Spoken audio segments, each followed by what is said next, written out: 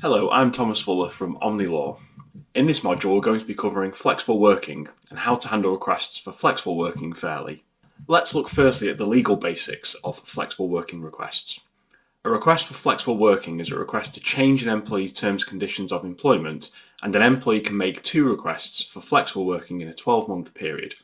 This has recently become a day one right, meaning employees can make flexible working requests from their first day of employment.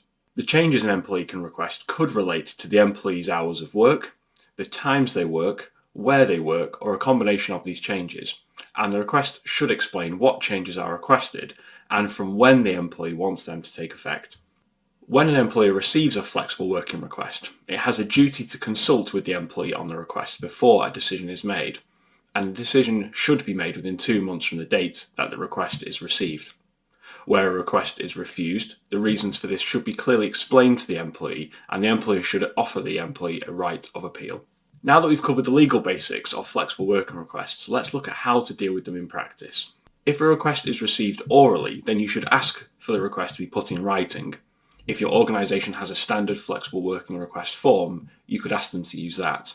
Once the flexible working request is received, you should then acknowledge the request promptly and arrange a time and date to meet with the employee to discuss their application, whether that be in person or remotely, and allow the employee to be accompanied at the meeting. You should then consider the application, and this will involve asking the employee to fully explain the basis for their request, while also discussing with the employee the benefits or impacts of their request to ensure the request is fully explored and that they have had the opportunity to comment on any such difficulties with their request. It may be worthwhile exploring with the employee the possibility of trialling their proposed changes. This would allow the employer to assess the impact of those changes on the organisation before making a decision, or alternatively, the employer can explore any modifications to their request if there are potential difficulties with granting the specific changes that the employee has requested. The employer should then make its decision on the flexible working request, which typically will need to be done within 2 months from when the request is made.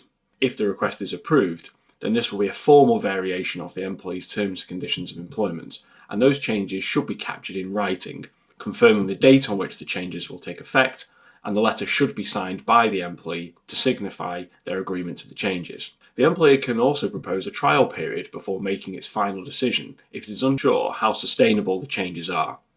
If proposing a trial period, then the outcome letter should explain to the employee how long the trial period will last, and the letter should also be signed by the employee. If an employer refuses the request, then it will need to explain clearly the reasons for this decision. An employer should be mindful that requests can only be refused on one of at least 8 grounds, which may relate to the costs of implementing the changes, the effect the changes would have on the employer's ability to meet customer demand, or the impact the changes would have on performance, amongst other reasons. It is always good practice to allow the employee the opportunity to appeal the decision of a request which has been refused. And if an appeal is permitted, the employer should follow a similar process to consulting with the employee on their appeal as they would do when discussing the original request. The employer should provide its decision in writing, whether that be to accept the changes, offer a trial period, or reject the appeal. Flexible working requests are now a normal part of people management, but they still carry legal risk if handled poorly. An employer could avoid such risks if, firstly, the decision maker avoids making assumptions on the request. If in doubt, ask the employee to explain their request further and carry out any further investigation separately that may be required to respond to their request. An employer should also avoid decisions which are inconsistent with other requests they have received, unless of course there are material differences between the circumstances of each request justifying a different decision.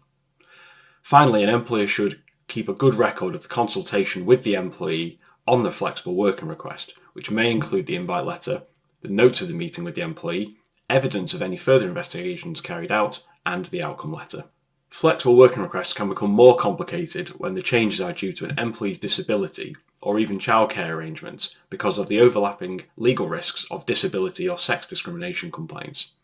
It would therefore be prudent on employers to seek legal advice in these circumstances to ensure that any request is handled fairly and reasonably. I hope you found this module helpful, and for further information on flexible working requests, you can find more flexible working resources on the Breathe Growth Academy. Thank you.